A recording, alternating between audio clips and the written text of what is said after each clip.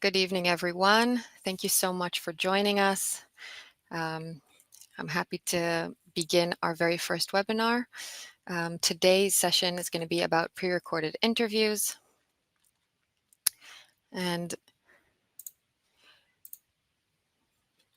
before we begin, I would like to introduce myself. So my name is Adasa, and I'm a cognitive test developer at Job Test Prep. A little bit about my background. I hold a BSc in neuroscience and cognition studies, and I minored in philosophy as well. And I have extensive experience in education and content development, so I'm here today to hopefully help you and give you good insight as to how to prepare yourself as best as possible for your upcoming interviews. All right, so first things first, what is a pre-recorded interview? So it's a format that's slightly different to a regular interview in the sense that it's you answering preset questions that have essentially been written in advance, and you record yourself responding, and then you send your responses to recruiters who review at their own time. And essentially what they want to evaluate is your communication skills, if you're a good fit for the role that you're applying for, and your problem-solving skills. There are, of course, other things that they obviously check as well, but these are the main things that we should really be focusing on. So in today's session, we're going to really explain how it works, what you should expect, and of course, how to deal with it and how to really maximize your chances. So let's take a little breakdown of what our session today's look like. So what we're trying to do is we want to take an in-depth look at really what to expect from a pre-recorded interview and what are the most important areas that you should focus on. Okay, so today we'll start with talking about your professional presentation. Okay, the importance of setting up a good professional environment, nonverbal communication. So the importance of the nonverbal cues that we give off when we speak, content preparation. So the juice of today's session. So what we say, how we structure our responses, and format differences. So obviously there are differences between doing a live interview with a person in front of you and doing an interview in front of a camera. So we're also going to discuss those differences and understand how to utilize this actually to our advantage. And finally, we encourage you to ask us questions in the chat if you feel that there's something that's unclear. I will hopefully get to it in the end. And if we see that there are any questions that are reoccurring or something was unclear that I didn't answer throughout the webinar, I will, of course, answer your questions at the end. All right, so without further ado, let's get into it. So what does it mean, professional presentation?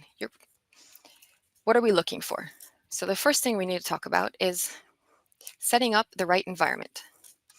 This includes, of course, good lighting, good background, sound, and of course, connectivity. What does this mean?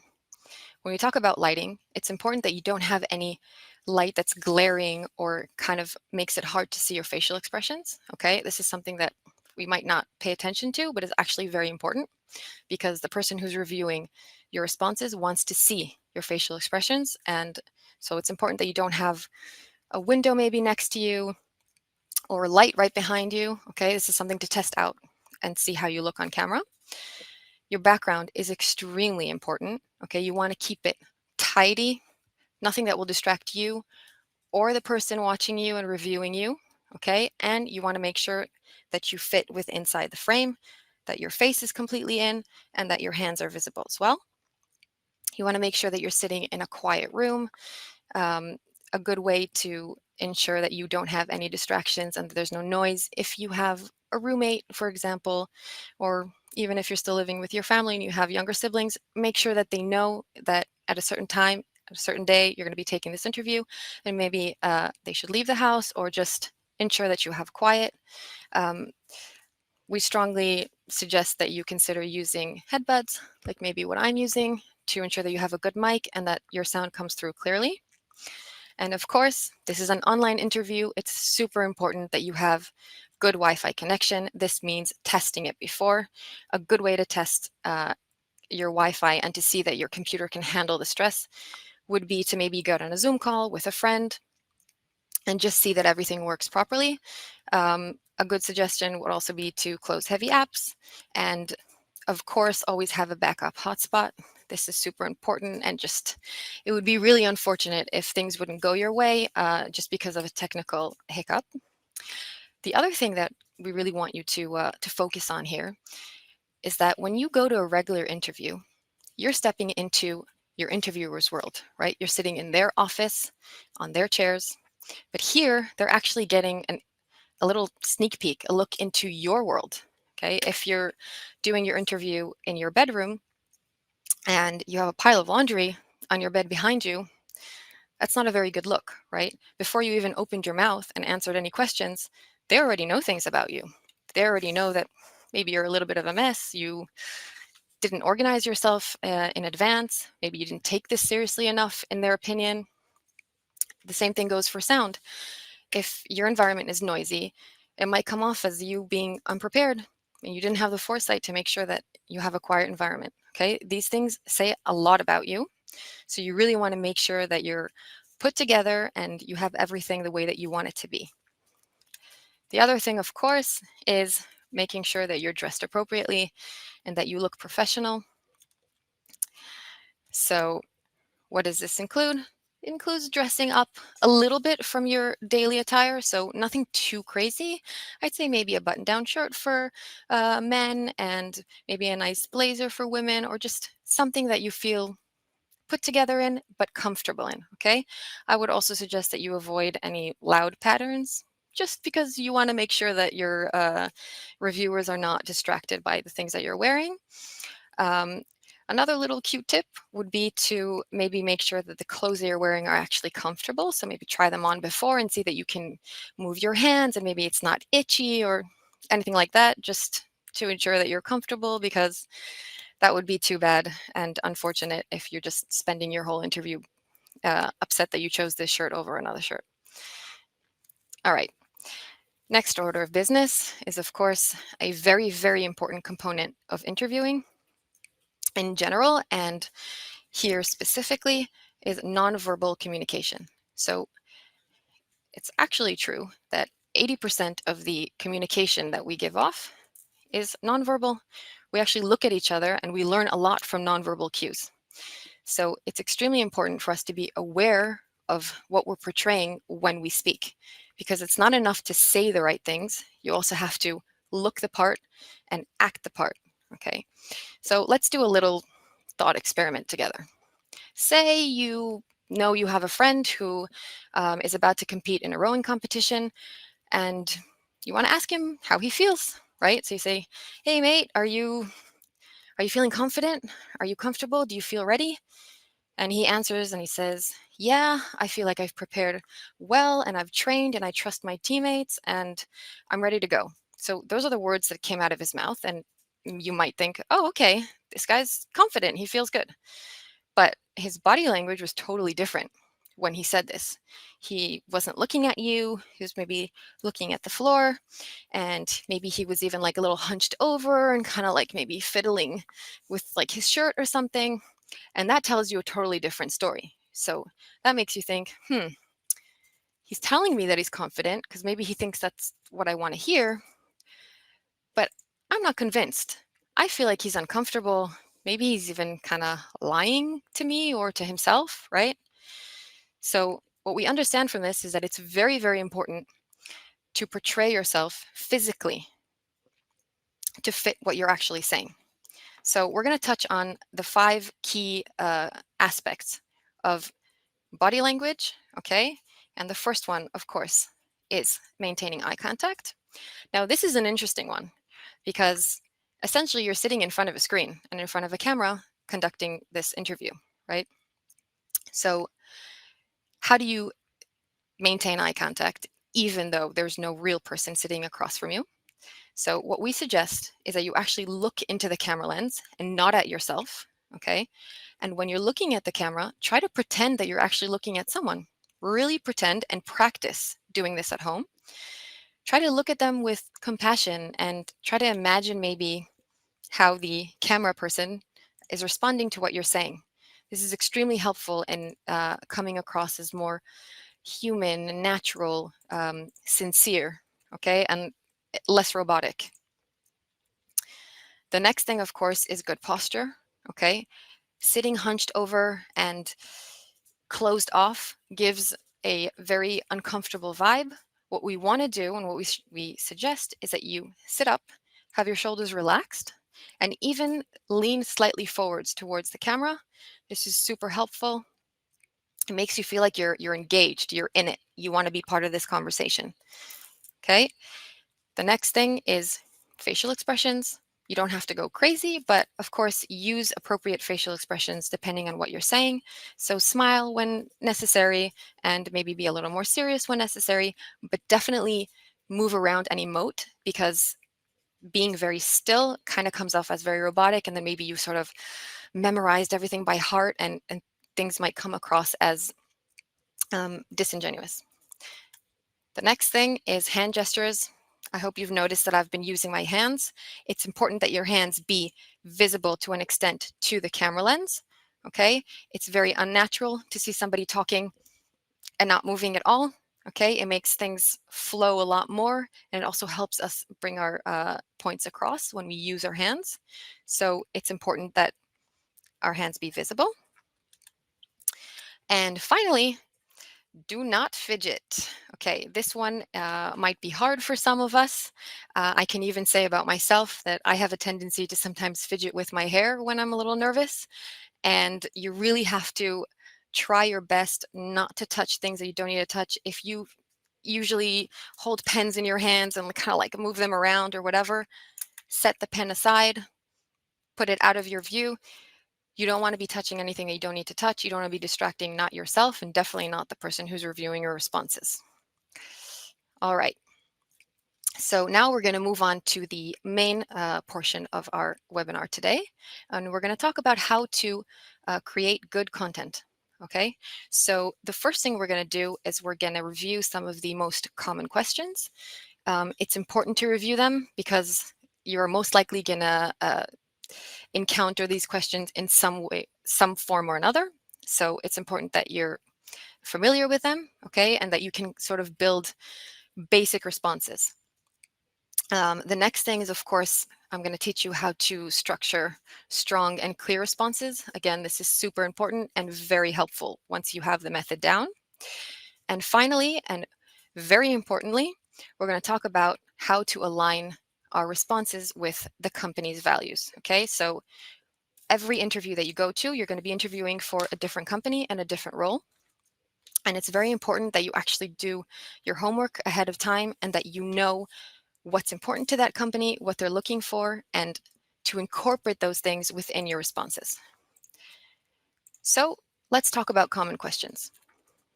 The first common question, and usually is also some form of this question will appear as the first question, because they want to get to know you. So they're going to ask you something along the lines of, tell me about yourself.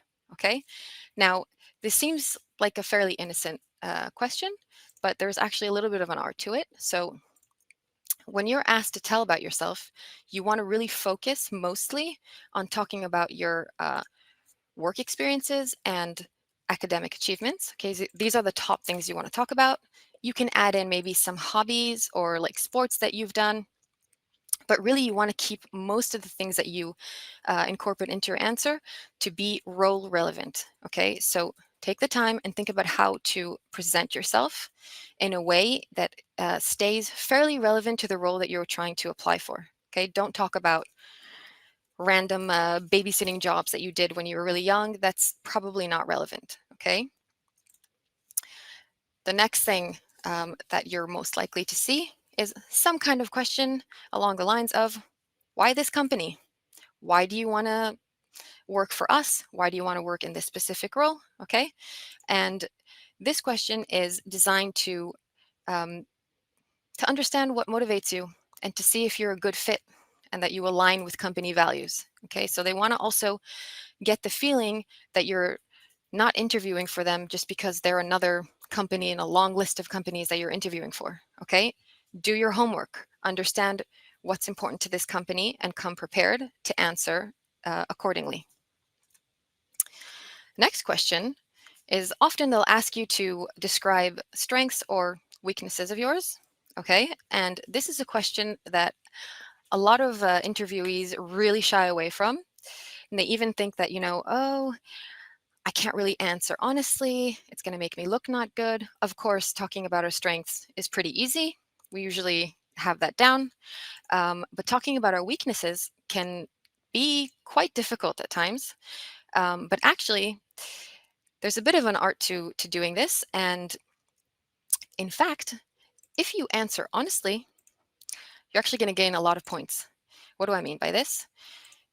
Think about the fact that most of the interviewers that are going to be looking at your responses have seen hundreds, if not thousands, of applicants, right? And I think they're fairly tired of hearing people try to kind of like manipulate their way around and not really admit to any faults when there's a reason that they're asking you this. Everyone has weaknesses. Everyone has things that they're less good at, okay? What they're really looking for is to see honesty, integrity, and self-awareness, okay? They want to see that you're capable of saying, you know what? Yeah, there is something that I'm maybe not that good at. I'm aware of it, but then you can actually add um, something along the lines of, I'm less good at this, but I am good at other things, and I know that this is important to your company. So let's take an example. Let's say I say, you know what? I know that a weakness of mine is that I'm kind of an individualist. I sort of prefer working alone, and I know that that's how I do my best work. I know that that's not what all companies are looking for, and sometimes that can be maybe a little bit difficult. But on the other hand, it's super important for me to make sure that clients get the best care possible. And I'm a people's person. So even though I know that I do my best work when I'm working alone, it's very important for me that my work environment is positive and I maintain good relationships with the people around me. So maybe I don't answer one of their criterias, but I'm also showing them that I probably answer another one. Okay. And I also maintained honesty. I was honest, I was self-aware. This also helps them understand that, okay, I got what to work with. Okay, this person, I know what he's coming in with. I know what he's good at. I know what might be the difficulty with him. And then they can decide if, something that they can work with. And finally, you're going to get some versions of behavioral questions that will be anecdotal, where they're going to ask you, tell me about a time when you had to collaborate with your team, or that you had a conflict that you had to resolve, or that you were promoted or fired or whatever. Okay, so these are the four main categories in which most of the questions will fall under. There'll be some sort of version of these questions. So we highly recommend that you take the time and you come up with some sort of basic answer so that you're not surprised and you're prepared and you know what you want to answer. All right.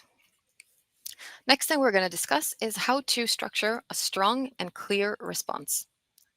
We're going to do this by taking an example. So here's an example question. Can you describe a time when you disagreed with a coworker on a work-related issue? How did you handle the situation and resolve the conflict? All right, we have a question here that's a behavioral type question where I'm asked to describe an incident at work where I had a disagreement with a coworker and how did I resolve it?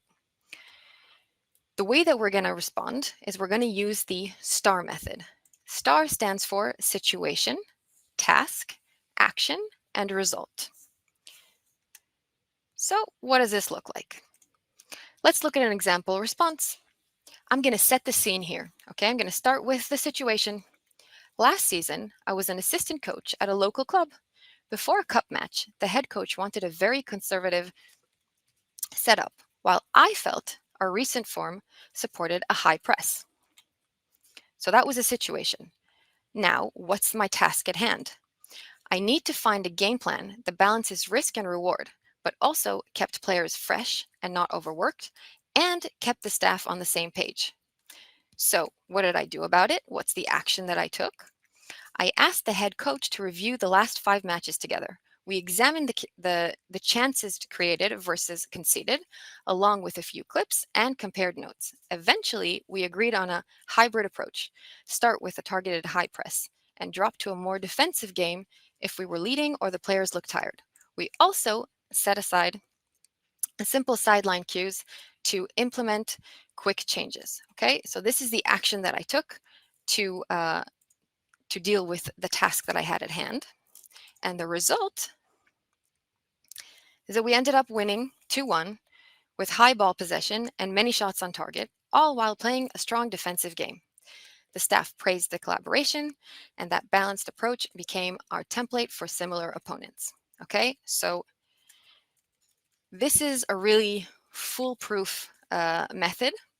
Again, it's called the STAR method, in which we set up the situation, we explain the task at hand, the action we took to deal with it, and then finally the result. This is just like creating a puzzle. They all fit together and it makes the answer very coherent, cohesive, and easy to follow. Next point. So we're currently talking about how to structure a good coherent response. So we talked about the STAR method before the break. And now I'm going to revert your attention to another very good method, especially when we're talking about online interviews, and that is leading with the headline. In some cases, it can actually be beneficial to start with the result. Okay, so instead of building up from the situation all the way to the result, you sometimes might benefit from actually starting from the end, essentially from the bottom line. This is because in one-way interviews, it is often the case that reviewers skim through your responses. So essentially, they have many, many, many tapes to go through.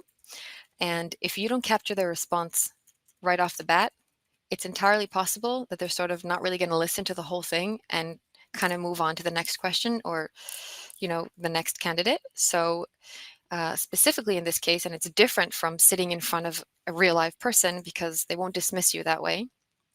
Here, it's really important to capture their attention. So this is a method that we suggest you learn how to use because at the end of the day, a clear headline will capture their attention and it can help you frame the rest of your response. And once they're with you already, they're going to listen. The next thing to remember, and this is very, very important, is clarity. Okay, so we really want to keep our responses as concise as possible and keep it to one takeaway. What does this mean? Even if you're asked a question to give an example about something and you have 5 good examples in your opinion, stick to one. Okay, stick to one and just explain it thoroughly, much better. Okay, we don't want to get scattered. It's actually going to be to your detriment and not to your benefit. Okay, the other thing is to avoid using acronyms. We suggest that if you can help it, just don't use acronyms at all. Usually it's completely unnecessary, especially since in our opinions, we think that, oh yeah, everyone knows this acronym, everyone uses it, but it's very likely that the person reviewing your answer doesn't understand what you're saying as a result. Okay, so let's look at examples of how to use these methods and how to answer well as opposed to not well. So let's take an example question. Tell me about a time you improved a process. Okay, I kept it vague on purpose. Think about this for a minute. Now, a weak response might look something like this.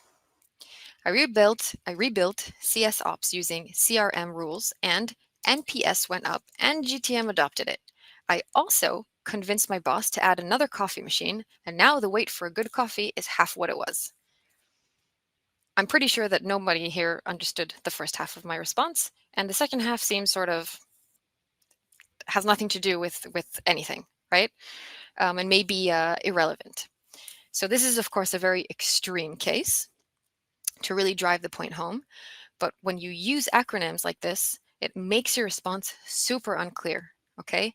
And also what I did here was I gave two totally different examples, and it just makes you feel like you're lost in their response, okay? So a strong response might look more like this. I rebuilt our customer support workflow by adding smart rules in our customer relationship management tool. Customer satisfaction rose by 8 points, and the go-to-market team later adopted the same playbook. So when I read out the stronger response, it was much clearer what I was trying to say, right?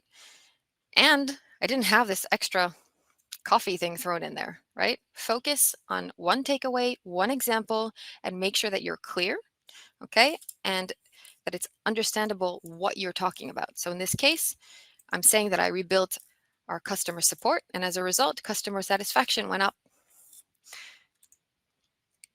All right. Next order of business, and very, very important, is how to align yourself with company values. When you're interviewing for a role, it's extremely important that you show them that you did your homework ahead of time. And the way to do this efficiently is to go on their website. So every time you have a new interview, you're going to go onto that company's website and you're going to look through their career pages. And often they'll even have a separate page that discusses their company values. Okay, you want to study this, you want to know what's important to them so that you can incorporate this in your responses. So today we're going to talk about 4 methods that can help you incorporate company values into your responses. So the first one is to translate values to behavior. Pretty straightforward. You see that they have some kind of value, maybe leadership, posted on their website. So translate it into behavior that you believe in or that you show leadership. Another method is mirror language for job descriptions and career pages. So this means actually writing down, okay, and memorizing certain phrases and words that they use within their website. Okay, doing this actually sort of in a almost manipulative way makes your response seem familiar to them. Like, oh, I like the sound of this. I like the flow. This sounds familiar to me. They seem like a good natural fit for us. The third method is using proof and not promises.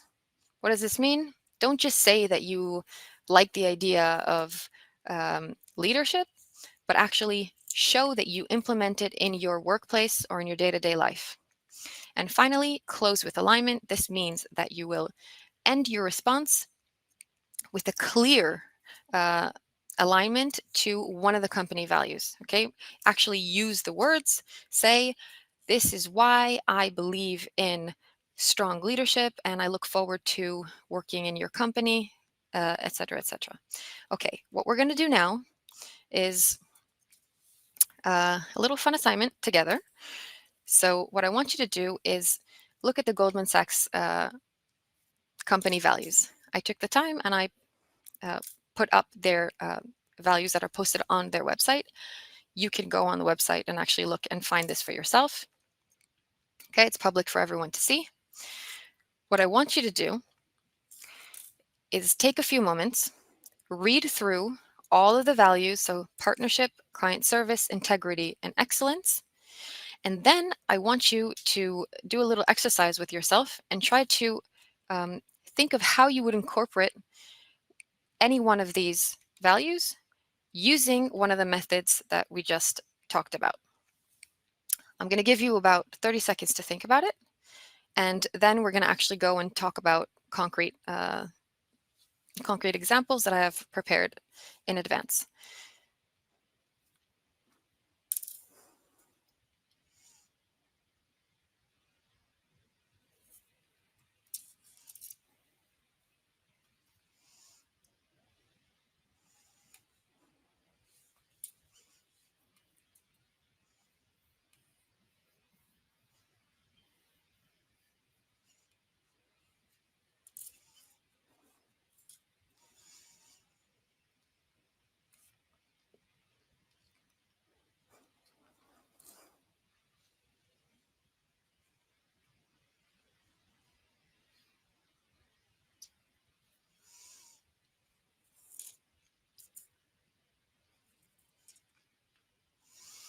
All right. I hope you actually gave it a try. There's nothing like actually trying something on your own to really drive the point home and really understand what we're trying to achieve here. So now we're going to move on to actual examples, and we're going to start with the method of translating values into behaviors. So we're going to take the partnership value and look at an example response. I believe many mistakes can be detected and corrected early on with peer reviews and general sharing of knowledge. What I did here was I looked at their partnership value and said, oh, I can show them how I implement behaviors that that show that partnership is important to me. Okay. The next method is mirror language from the job description and career page. So I hope you guys all actually read through the client service section, and a response like, I lead with a service mindset and plan to earn trust and exceed expectations by truly understanding what the clients value most, is a good example of a response that incorporates actual words and phrases that they use. So they actually use service mindset and exceed expectations uh, within their value that's on their website. Okay. So what we did here is we made our response sound familiar to them. Next is showing proof and not promises. So if we take the value of integrity, for example, I could just say, yeah, I find it very important to work with integrity and be honest. Or I could do something much more powerful, and I can just describe how I use integrity in the workplace and not just talk about it. So for example, I paused a release over a data usage ambiguity and shipped a week later, ensuring zero audit findings and stronger client trust. Okay, so instead of saying, yes, I believe that integrity is important, I'm actually showing in real life, I actually stopped a shipment and didn't care to ship a week later just to make sure that I'm not doing something that might make my clients unhappy or break their trust. And finally, closing with alignment. So if we take the excellence value, say I was talking about something, and my final sentence would be, this reflects why I'm excited about your focus on excellence. I'm motivated by high standards and measurable results. So what I'm doing here is I'm closing my answer using the word excellence and actually plan to get in their mind that I'm a good fit for them. I agree with their value and I'm excited by it. All right. To conclude this part of our webinar, okay, which is how to prepare good content, I'm going to give you one final example of a question, and then we're going to review an example answer in which we incorporate all the things that we just learned. So we'll see how the STAR method is used and how incorporating company values is also put into that response. So let's begin. The question is, which work setting do you prefer? Independent projects or collaborative team environments? All right. So here's an example response. During my first year of university, I worked at a local kindergarten and focused on ensuring every child felt seen, supported, and engaged. I partnered closely with teachers and aides to plan activities and address issues proactively, which helped us achieve more with fewer disruptions.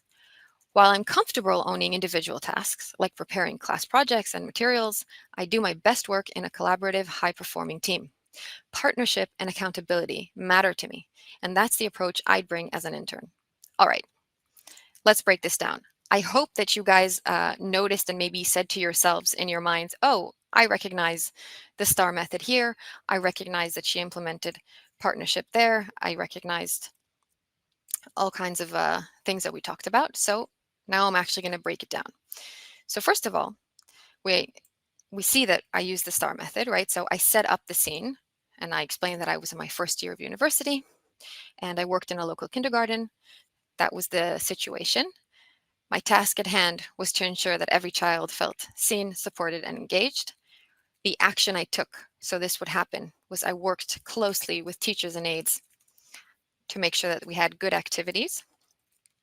And of course, the result was happy kids, more achievements, fewer disruptions. Okay, the other thing to notice, which is actually maybe the most important thing to notice, is I answered the question.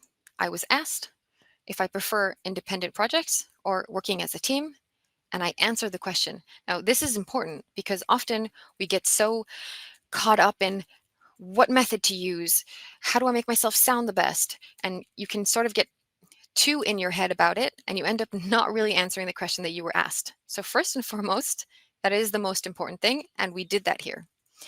The other thing I did was I made sure that I didn't sound like I could only work in a team.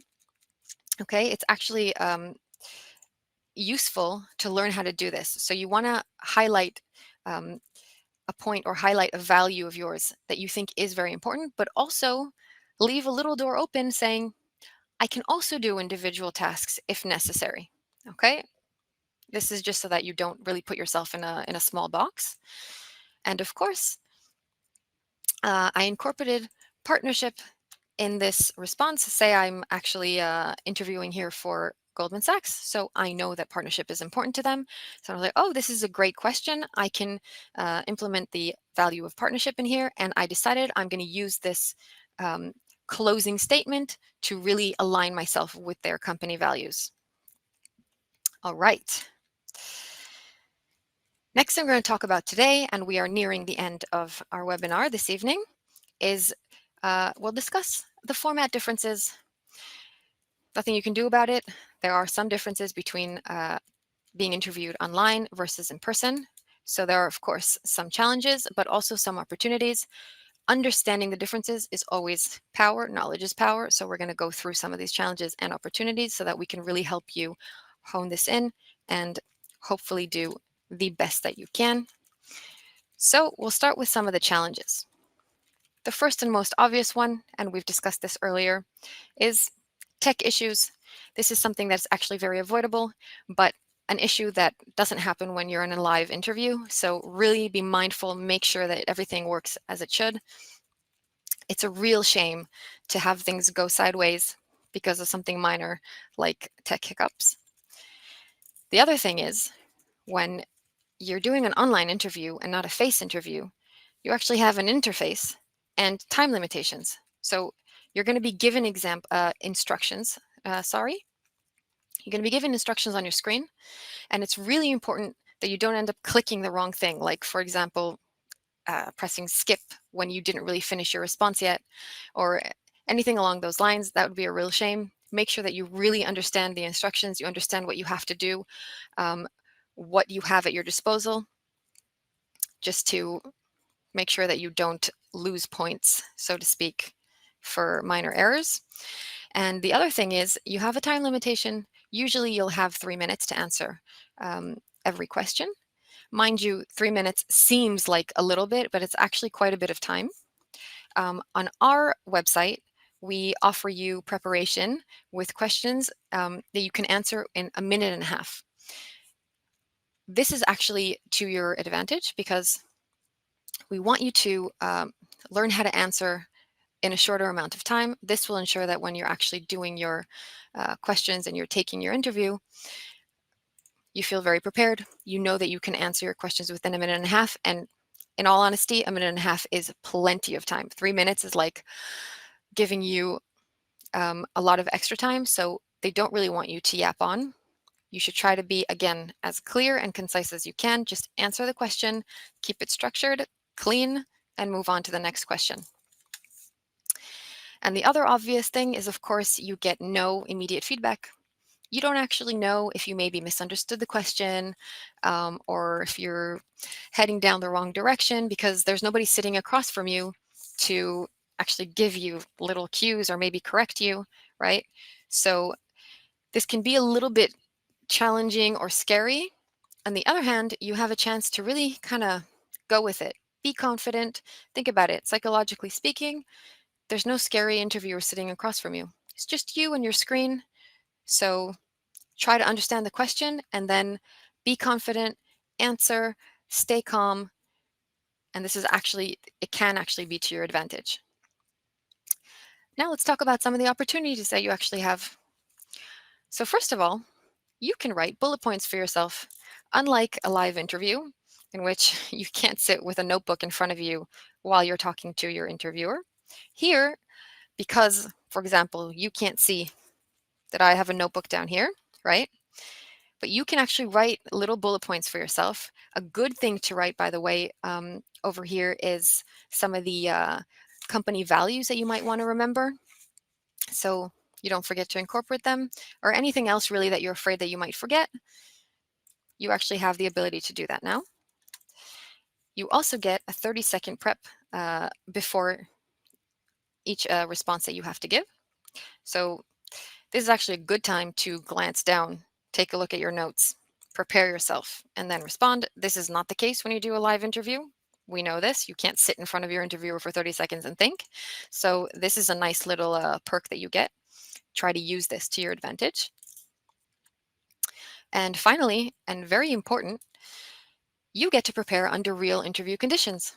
Because you get to choose your environment, the room that you sit in, you can set up the sound, everything, down to the clothes that you're wearing.